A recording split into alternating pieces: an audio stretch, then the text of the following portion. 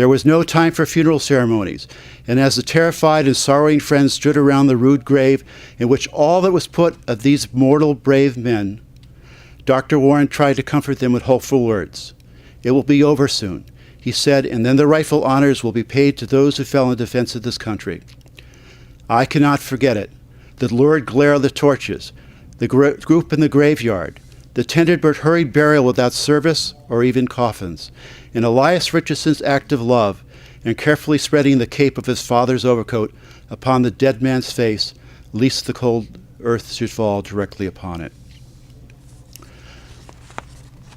The Diary of Dorothy Dudley continues in later sections to tell the early history of the war, how the Army was raised in Cambridge under Washington, when Christ's Church opened, when the students of Harvard College returned from their exile in Cambridge, and when the Declaration of Independence was delivered to Cambridge as soon as it was written in the old State House.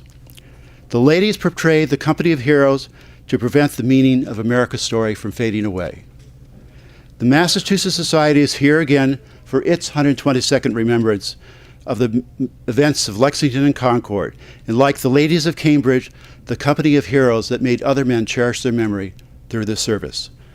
This afternoon, we'll also welcome the winners of our youth contest and a celebrated authority of revolutionary history as demonstrated in early photography. You will be amazed.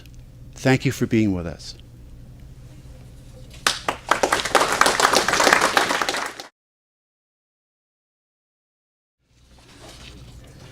As an educational institution, each year we give awards that focus on the principles of American heritage. And we have, as you know, programs of educational outreach, and we conduct these across Massachusetts.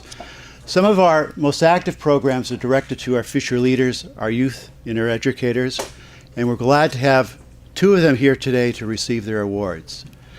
We did receive some entries for the essay contest this year. This contest is open to all students across Massachusetts up to their senior year of study. And we asked them to submit an original essay on an event, ideal, or happening of the American Revolution or the framing of the Constitution, and to draw an intelligent relationship about it. This year we have two awards from the same high school, and I'd like to invite their instructor to come up and tell us about them.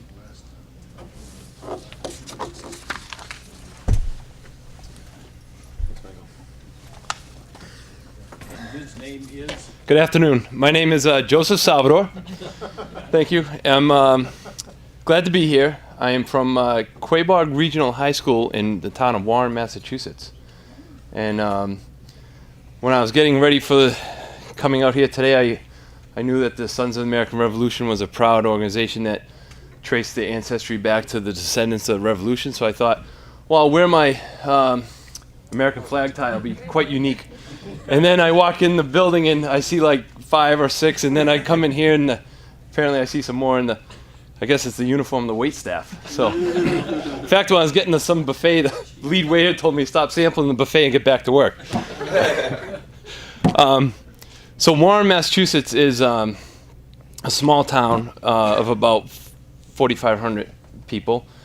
And it's actually, as you probably know, named after General Joseph Warren, Dr. Warren, who died at Bunker Hill. And perhaps if he had not met his untimely fate, he would have maybe been the leader of this country instead of George Washington, perhaps. I mean, there's speculation on that. But our town is named in his honor. And also attending Quabog Regional is the town of West Brookfield. So we had, when I saw this essay, one of the reasons I want to have my students do it as an AP U.S. history teacher is because it did 3 things for me. It covered the curriculum. Okay, the topic that Michael mentioned is my curriculum. Second thing is it got my students writing and preparing them for the AP exam, which is writing essays.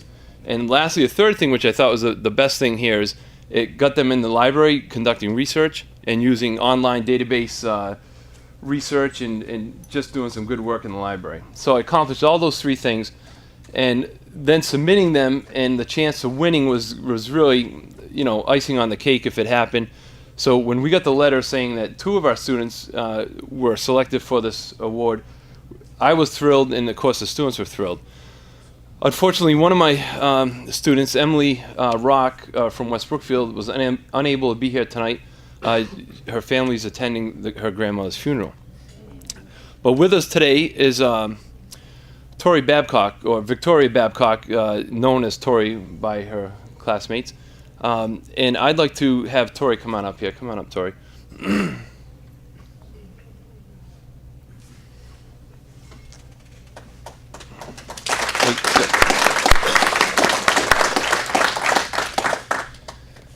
And I'm going to introduce Tori and then have her, she was asked to read her essay, so she'll do that for you. Tori is the top junior student at Quabog Regional, and she has a load of AP classes and has currently a 4.41 GPA. She scored a perfect score on the MCAS English test, and she's had numerous academic awards. She runs cross country. And as the cross-country coach, I'm quite proud about that. She is involved in student council, environmental club, varsity math team member.